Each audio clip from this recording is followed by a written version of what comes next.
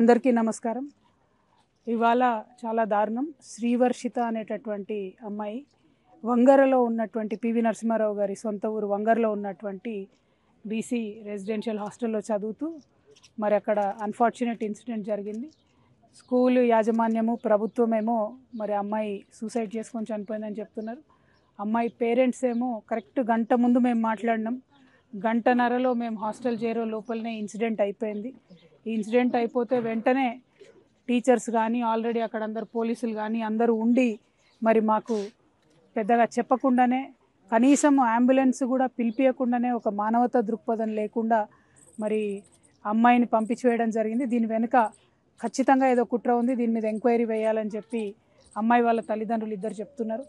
నేను ఎన్నిసార్లు అడిగినా అమ్మాయి వాళ్ళ తల్లిదండ్రులు ఇద్దరు ఒకటే మాట చెప్తున్నారు, మాకు కలిగిన దుఃఖం మరెవరికి కలగకూడదు, మేం పడుతున్న బాధ ఇంకెవరికి పడకూడదు, మాకు న్యాయం జరగాలి, ఏం జరుగుతుందో తెలియాలంటున్నారు. ఇవాళకి 8 రోజులైంది. ఇక్కడికి వచ్చి ఒక పోలీస్ ఆఫీసర్ కానీ ఒక ఎడ్యుకేషన్ డిపార్ట్మెంట్ కానీ ఎంఆర్ఓ కానీ ఎవరు కానీ కనీసం పేరెంట్స్ని కన్సోల్ చేయడం కావచ్చు, లేకపోతే ఎంక్వైరీ చేయడం కావచ్చు, ఎటువంటి వివరాలు కూడా ప్రభుత్వం తీసుకుంటలేదు. ఇది పొన్నం ప్రభాకర్ గారు జిల్లా మంత్రివర్యుల యొక్క సొంత నియోజకవర్గం. ఆనాడు వారు స్టేట్మెంట్ ఇచ్చారు, నేను చూసుకుంటా అని. ఇంతవరకు మాత్రం దాని మీద కనీసం స్పందన లేనటువంటి పరిస్థితి కనబడుతున్నది. నేను ఇవాళ కాదు గత 1.5 yearగా చెప్తూ ఉన్నా, వెల్ఫేర్ హాస్టల్స్లో ఉన్నటువంటి పిల్లలు పిట్టల్లాగా రాలిపోతుంటే కూడా ప్రభుత్వం కనీస చర్యలు చేపడతలేదు. ఇదే జిల్లాలో ఇంకొక బాబు మొన్న సూసైడ్ చేసుకున్న పరిస్థితి చూసినాం. నిన్నగాక మొన్న గర్ల్స్ హాస్టల్లో సీసీ కెమెరాలు పెడితే ఎంత దారుణమైనటువంటి పరిస్థితి జరిగిందో చూసినాం. అంటే ఒకటి కాదు రెండు కాదు, అసలు పేద పిల్లలు చదువుకునే హాస్పిటల్ స్కూల్స్ అంటే కనీసం ప్రభుత్వానికి లెక్కలేనితనంగా పట్టిలేనితనంగా కనబడుతున్నది. ఇది కరెక్ట్ కాదు, వాళ్ళ ఉసురు తగులుతుంది మీకు. ఇటువంటి ప్రయత్నం చేయకండి దయచేసి. ఆ పేద తల్లిదండ్రులు వాళ్ళ పిల్లలు న్యాయం కోరుతున్నారు. ఖచ్చితంగా శ్రీవర్షిత విషయంలో ఏం జరిగిందో ప్రభుత్వం సపరేట్గా ఎంక్వైరీ చేయాలి. మోసం చేయొద్దు, మభ్యపెట్టద్దు. ఎందుకంటే అమ్మాయి చాలా టాలెంటెడ్ అమ్మాయి, ఎప్పుడు కూడా స్కూల్ లీడర్గా ఉన్నటువంటి అమ్మాయి, కలెక్టర్తోని అనేకమైన అవార్డులు పొందినటువంటి అమ్మాయి, జీవితంలో నేను ఐఏఎస్ను ఐపీఎస్ను అవుతా అని గోల్ పెట్టుకొని కష్టపడి చదువుతున్నటువంటి అమ్మాయి.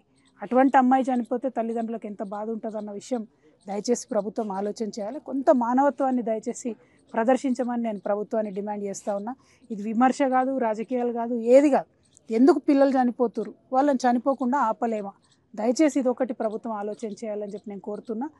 ఖచ్చితంగా న్యాయం జరిగేంత వరకు తెలంగాణ జాగృతి శ్రీవర్షిత పేరెంట్స్కి అండగా ఉంటుంది. ఇటువంటి అనేక మంది పేరెంట్స్ ఉన్నారు, వారందరికి కూడా అండగా ఉంటామని తెలియజేస్తూ మంత్రివర్యులు తక్షణమే స్పందించాలి, ఎంక్వైరీ చేయాలి, స్పెషల్ ఎంక్వైరీ చేయాలి, ఏం జరిగిందో ఖచ్చితంగా బయట పెట్టాలి. Thank you. జై తెలంగాణ.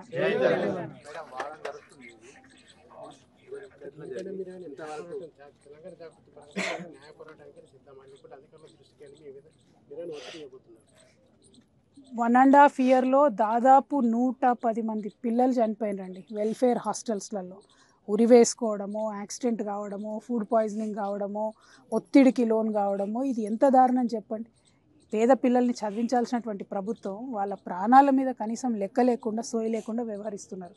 ప్రభుత్వం ఇట్లానే నిమ్మకు నీరెత్తినట్టు ఉంటే ఖచ్చితంగా న్యాయ పోరాటం చేయాల్సినటువంటి పరిస్థితి వస్తుంది. ఇది డెఫినెట్గా ఎవరైతే ఈ చర్యకు పాల్పడ్డారో, ఎట్లా అయితే అన్యాయం జరిగిందో వాళ్ళ మీద కఠిన చర్యలు తీసుకుంటేనే ఇంకొక హాస్టల్లో మంచిగా ఉంటుంది కదా. ఆడపిల్లలండి పాపం, చదువుకోవడానికి వచ్చిన పేద పిల్లలు. మానవత్వం ప్రదర్శించాలి. చాలా జీరో టాలరెన్స్తో ప్రభుత్వం ఎంక్వైరీ చేయాలని నేను డిమాండ్ చేస్తాను. Thank you.